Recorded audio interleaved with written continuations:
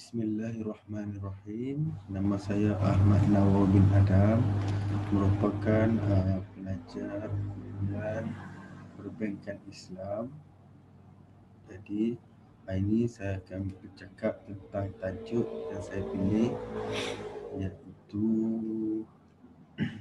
tentang perumahan.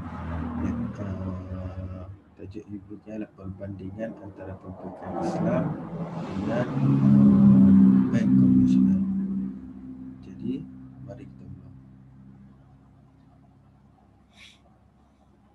Share this.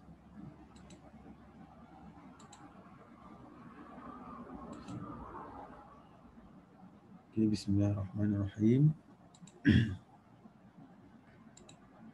Okay, tajuk dia perbandingan produk antara perbankan Islam dan konvensional, iaitu perumahan.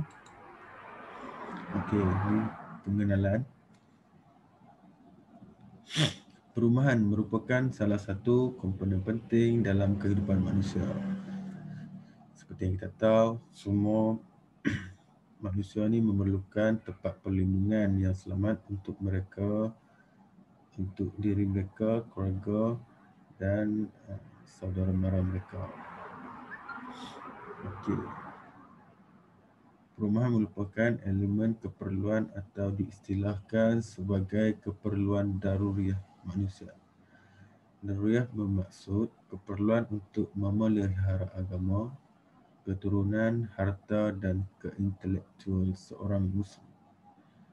Malaysia merupakan peneraju sektor kewangan patuh syariah dan bertumbuh pesat dalam pinjaman perumahan.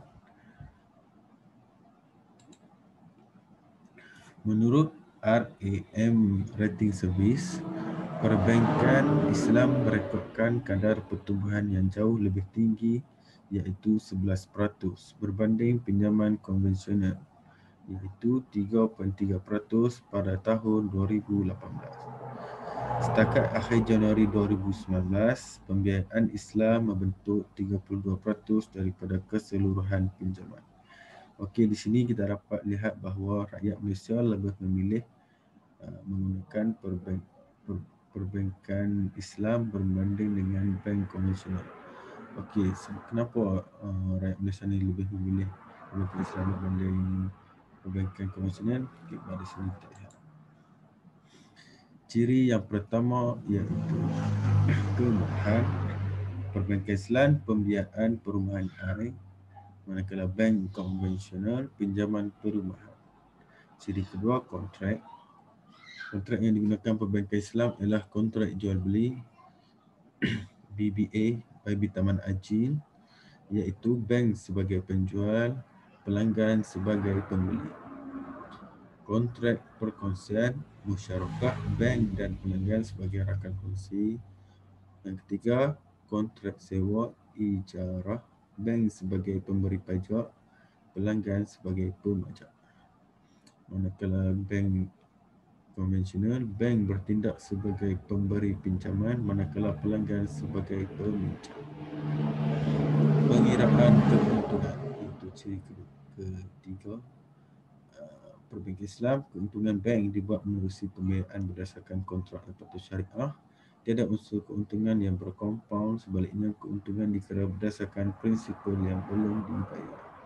Manakala bank konvensional, faedah dikira dan dikenakan berdasarkan faedah dan prinsipal terkompaun dan kesan faedah teraku ke atas peminjam adalah tidak terhad. Ini boleh membawa kepada penindasan. Ciri keempat, media pertukaran. Wang sebagai medium pertukaran dan aset sebagai subjek urus niaga, manakala bank konvensional, wang sebagai subjek urus niaga.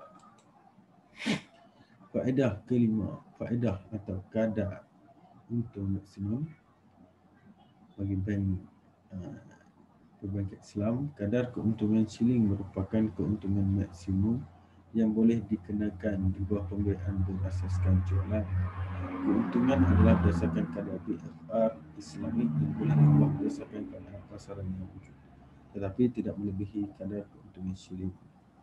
Faedah adalah berdasarkan kan asas, iaitu ni bank konvensional yang boleh diubah mengikut keadaan pasaran yang wujud tanpa sebarang silap. Jika berlaku kadar faedah melambung tinggi, pelanggan akan terpaksa membayar ansuran yang lebih tinggi bagi menyelesaikannya dengan peningkatan kos peminjaman.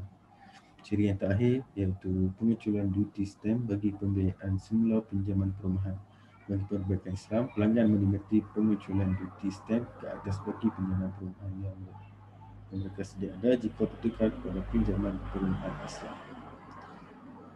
Bagi bank konvensional, tiada pengecualian bagi pelanggan-pelanggan mereka. Seterusnya iaitu bahagian rumusan. Jadi saya sebagai seorang Muslim dan sebagai rakyat Malaysia, saya lebih memilih perbankan Islam berbanding bank konvensional. Kenapa?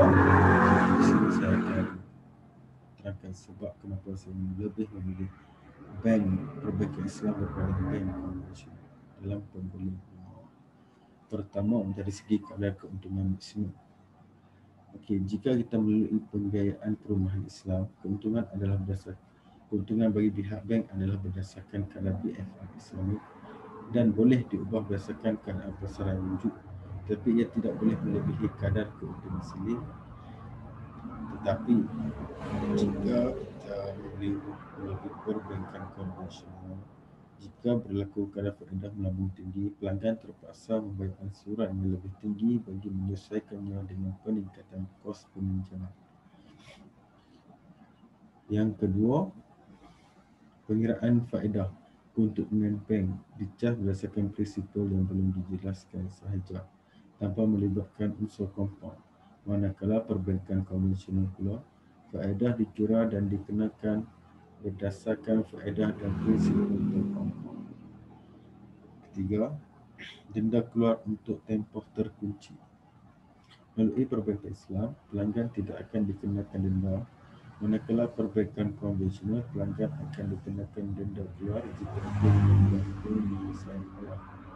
Keempat, dari segi pengecualian duty stamp, jika kita berurus niaga bersama dengan perbankan Islam, kita tidak akan dikenakan duty stamp. Manakala jika kita berurus niaga dengan perbankan konvensional, kita akan dikenakan duty stamp. Tiada pengecualian. Okey. Yang keempat ialah rujukan. Saya mengambil 4 rujukan untuk menunjukkan tajuk tugasan saya, dan ini merupakan artikel-artikel atau jurnal yang saya ambil untuk menyiapkan tugasan saya. Okey, sekian, terima kasih.